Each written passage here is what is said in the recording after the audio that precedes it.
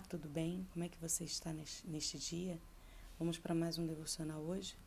Hoje nós vamos falar sobre um assunto muito legal que a Bíblia trata com muita seriedade, que é o jejum.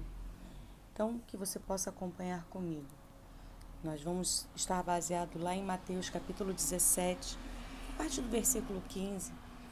A Bíblia conta que Jesus curou um rapaz ao expulsar dele um demônio, que os discípulos não tinham conseguido. Então eles perguntaram, os discípulos perguntaram ao mestre depois: por que não conseguimos expulsar aquele demônio? Nós não recebemos autoridade? Por que não o expulsamos? E aí Jesus responde lá no versículo 20 e 21, ele diz assim, acompanhe comigo, Mateus 17, 20 e 21. E ele lhes respondeu: por causa da pequenez da vossa fé, pois em verdade vos digo que se tiverdes fé como um grão de mostarda, direis a este monte: passa daqui para acolá, e ele passará. Nada vos será impossível. Mas essa casta não se expele, senão por meio de oração e jejum. Então nós vamos falar sobre o jejum nesta manhã. Muita gente entende que jejum é uma ferramenta para se obter mais poder de Deus ou para se obter alguma bênção de Deus. Porém, o texto não diz exatamente isso. Se alguém tiver problemas para expulsar um demônio, a questão maior não será a falta de jejum em si. Perceba que a resposta primeira de Jesus foi: por causa da pequenez da vossa fé. Então, quem tem dificuldade para expulsar um demônio é porque tem uma fé pequena. De alguma maneira, o jejum tem o poder de aumentar a fé de quem o pratica.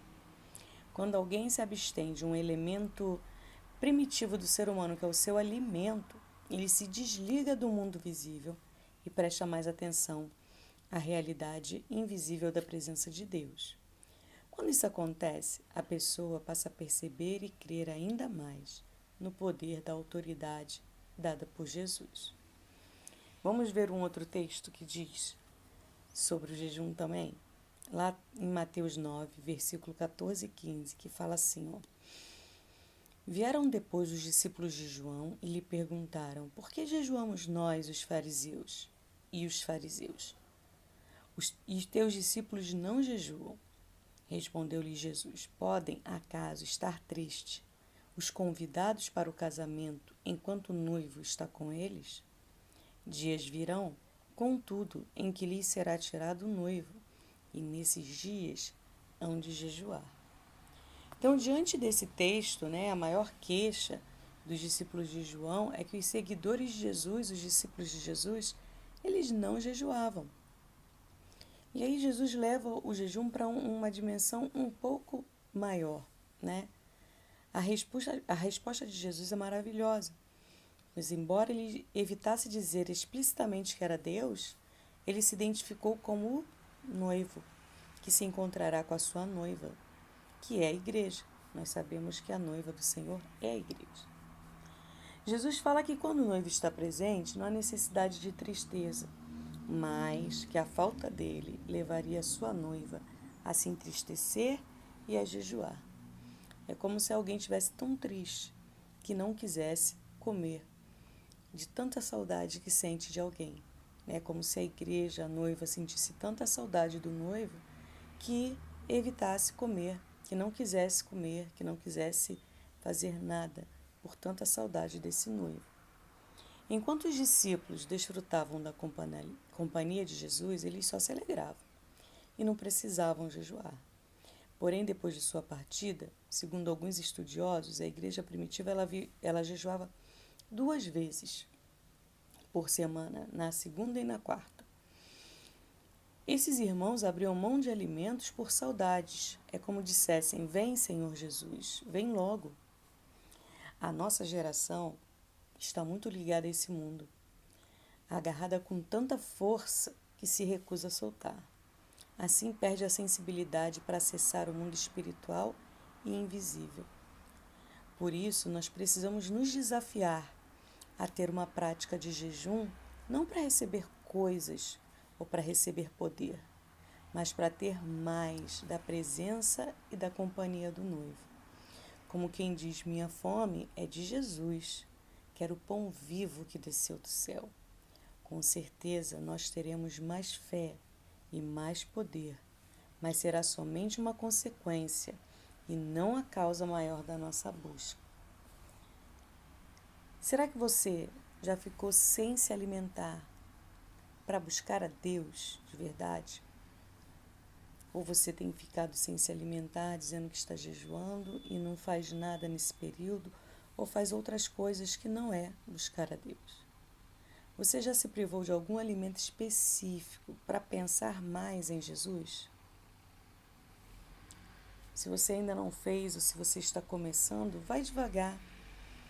O jejum tem que ser feito de acordo, primeiro, com aquilo que você aguenta, né? Existem pessoas que às vezes fazem um jejum prolongado e passam mal, e esse não é o objetivo do jejum. Não é para que você evite fazê-lo, nem é para que você fique chateado ao fazê-lo. Ao contrário. Então você faz de acordo com as suas forças. Comece devagar. Se quiser, corte uma refeição e aproveite o tempo que levaria para fazê-la orando, declarando sua saudade. Com o tempo, você pode ir aumentando.